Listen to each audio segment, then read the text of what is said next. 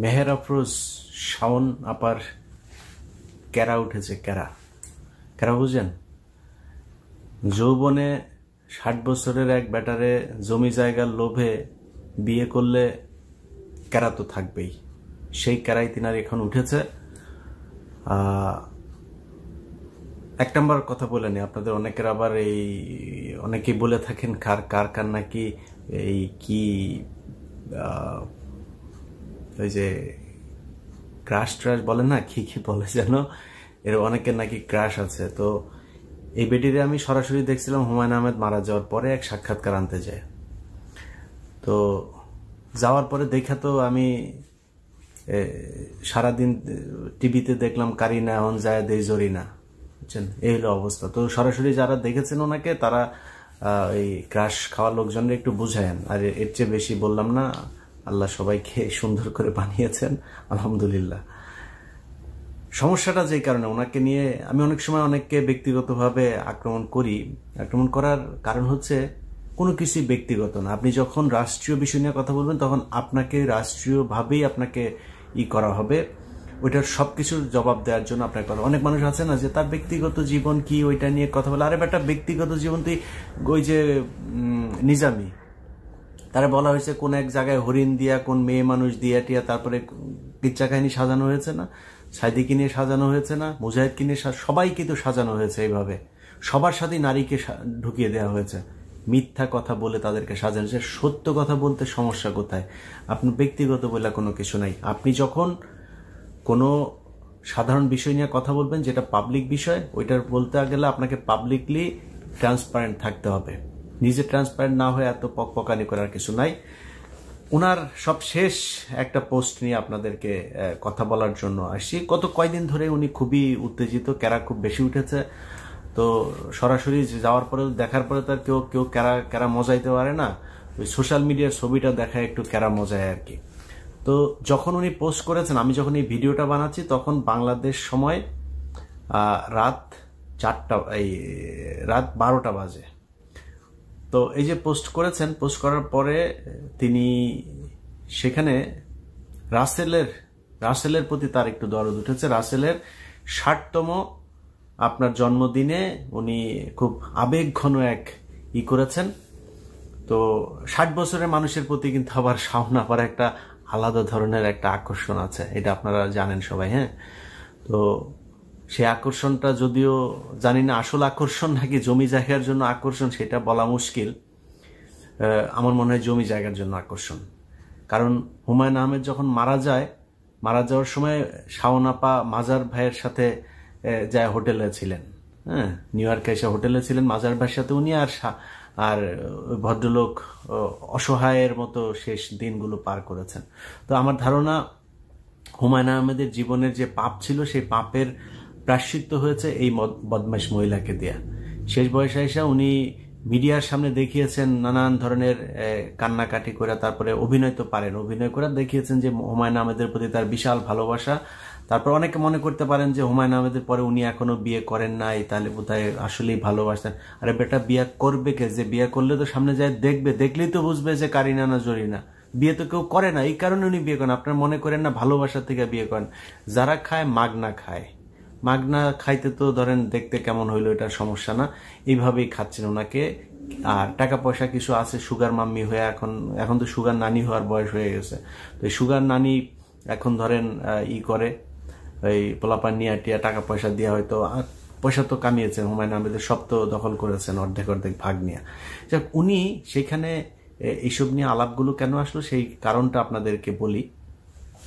তার সেই ফেসবুকের পোস্টে গোলাম সারোয়ার অনিক নামে এক ভাই একটা কমেন্ট করেছেন। কমেন্টে তিনি লিখেছেন যে সাদে হেলিকপ্টার থেকে গুলি খাওয়া রিয়ার ব্যাপারেও আপনার এমন পোস্ট চাই। অর্থাৎ ওই ভদ্রলোক যেটা বুঝাতে চেয়েছেন যে তিনি এই যে রাসেলের যে আবেগঘন শাওনের নিচতলা আপনার ভিজে যাওয়ার যেই পোস্ট তিনি করেছেন, সেই পোস্ট অনুযায়ী যেই আবেগ দেখিয়েছেন, ওই রিয়ার ব্যাপারেও তিনি সেই আবেগটা দেখাতে চান। অর্থাৎ রিয়া নামে যে ছোট্ট বাচ্চাটাকে র্যাব গুলি করে মেরেছে সেটা নিয়ে। সেখানে শাওন সাথে সাথে সেটা রিপ্লাই দিয়েছেন যে বলেছেন যে এখানে আপনার চাওয়া পূরণ করার দায়িত্ব নিয়ে আমি বসি নাই। আপনি অপরিচিত একজন হয়ে অন্যের পোস্টে এসে পকর পকর করা বন্ধ করে দেন। ধন্যবাদ।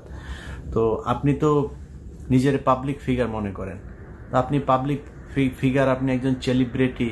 আপনার মতো সেলিব্রিটি হুমায়ুন আহমেদের কাছে নিচতলা ভাড়া দিয়ে তারপরে এক সেলিব্রিটি হয়েছেন। আপনার মতো সেলিব্রিটিরা আর কোথাও কেউ জায়গা দেয় না। আপনার মতো এরকম একজন বিখ্যাত সেলিব্রিটি যখন পোস্ট করবেন, পাবলিক তো আইসা তারপরে আপনাকে কমেন্ট করবে, তাই না?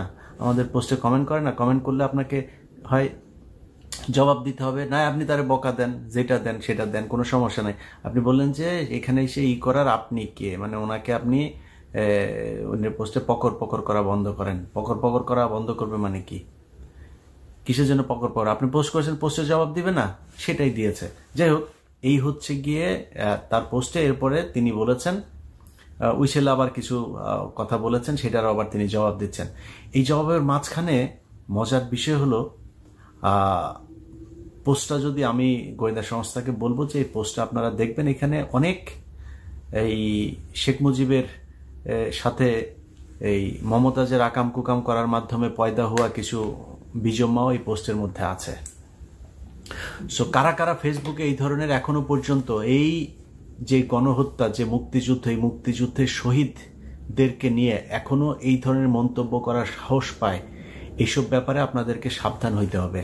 আপনি এখন বলতে পারেন যে ভাই আপনি তো ফেসবুকে কে কি লিখবে না লিখবে সেটার জন্য তো আপনি এটা এইভাবে বলতে পারেন না।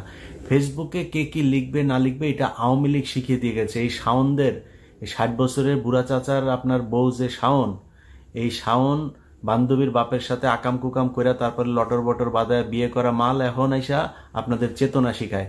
এই চেতনা যাদের প্রতি ছিল তার, সে আওয়ামী লীগ সরকার শিখিয়ে গিয়েছে যে তারেক রহমানের বক্তব্য বাংলাদেশে চালানো যাবে না, কোনো মিডিয়া চালায় নাই, এরকম না যে মিডিয়া চালিয়েছে।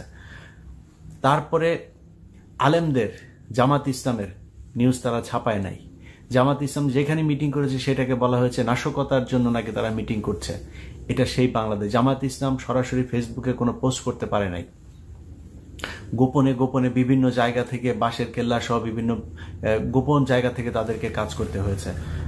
তারা ওপেনে বসে থেকে তারপরে এইভাবে সরকারের বিরুদ্ধে, একটা বিপ্লবী সরকারের বিরুদ্ধে রাষ্ট্রদ্রোহী কার্যক্রম ফেসবুকে চালিয়ে যাচ্ছে।